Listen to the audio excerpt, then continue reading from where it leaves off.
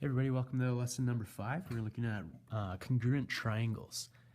And so with a congruent triangle, there's this example at the top here where I'm given 5 triangles.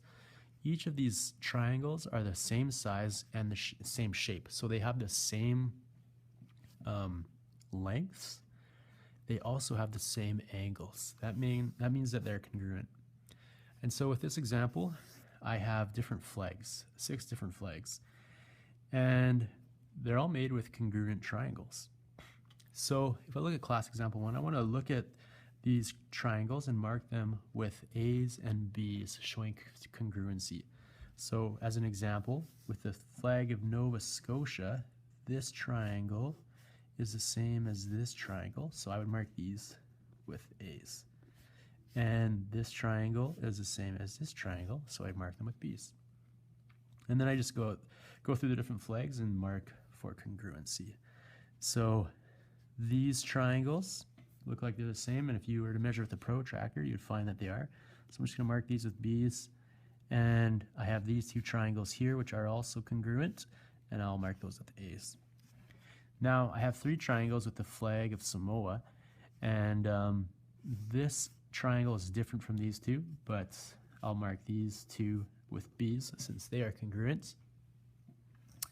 If I look at the Namibian flag, this triangle and this triangle are congruent, so I'll mark those with B's as well. And then the flag of Scotland, these triangles very similar to the Nova Scotia flag, and these are my congruent triangles here. And my Jamaican flag is also very similar to the Nova Scotian and Scotland flag. And so I'm going to mark it similarly for my congruent triangles. So here's an example of congruency. You have triangles that have the same angles and the same lengths. Now, we're going to look at the different order that congruent triangles can be found in. So we're going to look at congruency order.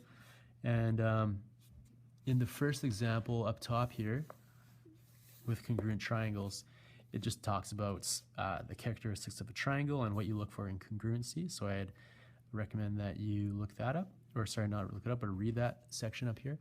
But let's look at the orders or groupings of congruency. So in this following example, I have several groupings of measurements from a triangle. With this example here, angle, angle, angle, all 3 angles. So we would describe this as side-side angle. 2 sides and an angle not contained by 2 sides. In each of these situations here, I can have different triangles that can be drawn, and they don't have to have the same size or shape. And because of that, these wouldn't be considered congruent, right? With these angle measurements, you can have a range of possibilities for different triangles, and they're not limited by their sizes. They're only limited by what their angle measurements are. Same with so that would be a triangle that has all the same angles. So this angle, and this angle are equal to this angle, and this angle. So same angles, but they're not congruent triangles because this one's way bigger than this one here. I have this example as well where it's made up of a side, and an angle. So I have 2 sides and an angle not contained by the 2 sides. What that means is I can have a length, so for example 1 centimeter by 2.5 centimeters by 17 degrees. So I can make a triangle that looks like this, 1 centimeter here by 2.5 centimeters, and here's my angle of 17 degrees. But I could also draw this triangle like this where it's 1 centimeter by 2.5 centimeters, and again I have my angle of 17 degrees. And so this would be another example of a triangle that is not congruent. But when I look at what congruency is, I'll have an angle that has all 3 sides equal. So side, side, and side. And by equal, I mean I could draw another triangle that has measurements of 3 centimeters by 4 by 5. And I could make another triangle that has these measurements of side lengths, and it would be congruent. The angles would also be the same, so it would be an identical triangle. Another way you could organize this is by having an angle and a side and an angle. So an angle that is contained by two, or sorry, a side that's contained by two angles. In my example is here's my two angles, and they're containing this side. So there's only one way to draw this triangle, and if we're looking to see if they're congruent, we could look for this pattern, angle, side angle. And then my last example is if I have a triangle that has two sides that contain an angle. So if I have measurements of 3 centimeters, 105 degrees, and 2 centimeters, there's only one way I can draw this triangle, and it's like this. And so if I draw this another way, I could draw it upside down, for example, and it would still have this measure, it would still be identical to this triangle if I were to flip it. So let's look at some examples. So in example number 2 here, I want to state whether or not I'm looking at congruent triangles. And so in each case, I want to use the information and state the condition that makes them congruent. So first of all, this triangle is congruent since, so this is just a sign that shows since I have an angle, and then I have a side, and I have another angle. So remember, if you have a side that is contained by two angles, then that means it's congruent. And we know that these are the same angles, and this is the same measurement because of this line, it indicates so. In this example, I have three angles that are identical. So remember, this is not congruent because there's an unlimited number of ways I can make this triangle in terms of the side lengths. So I could keep scaling this upwards, which would give the same angle measurements, but it would give it a different size. So not congruent here. This one, however, I have a side, and a side. This side equals this side equals this side, and this side equals this side. That means it's congruent because the condition it meets is side, side, side. And this one here, I have a side, I have my angle, 180 degrees, and I have a side, or 90-90, which means that this one is congruent because it follows my my side angle side condition, side angle side condition.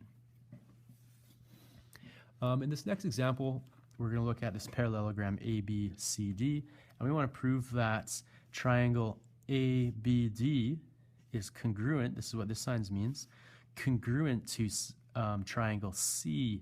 And we want to state the conditions that are being used. So first of all, if I'm looking at triangle ABD, and specifically the angle of ABD.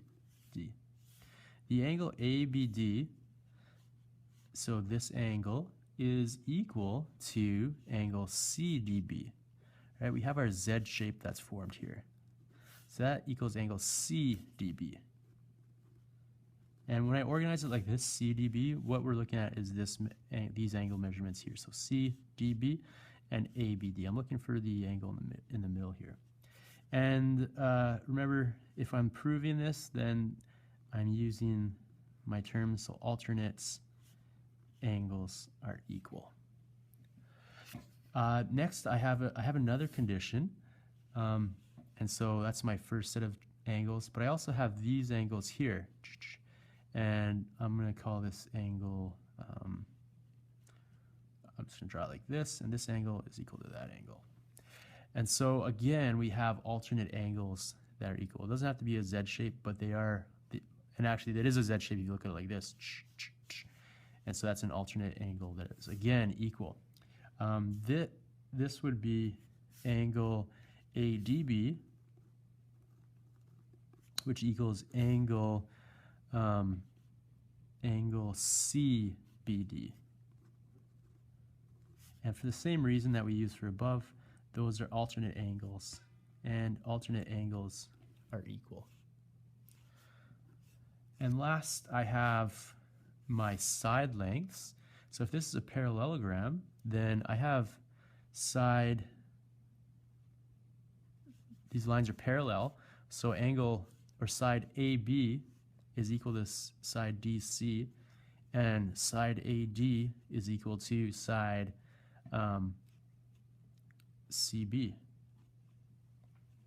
If that's the case, we could say that BD here to here is equal to DB on the other side. That would mean that if I take these triangles and separate them, they have the same side. So they have the same side. And so I have an angle, and then I have a side length, and then I have another angle that are equal, which means that the way we would organize this is triangle ABD, which is what we're trying to prove, is congruent to triangle CDB, because I have my angle, and then I have a side, and then I have another angle. So angle, side, angle, since angle, side, angle. And last, we'll look at example 4. So we have an illustration that represents a symbol for a communicator in a new TV space series. So, oh wow, that looks a little familiar, hey? But we want to use the information in this diagram to prove that A to D is equal to B to C. So we want to prove that these are equal lengths. So first of all, what we're going to have to do is prove that the triangle ACD is equal to the triangle BDC. So triangle ACD and is equal or congruent to triangle BDC.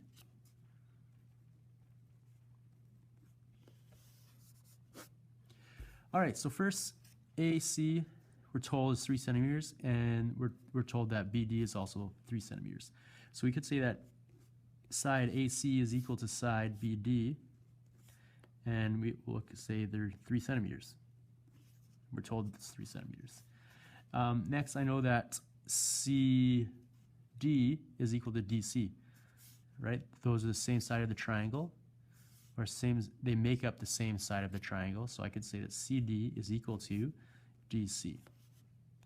And we'll just say they're the same.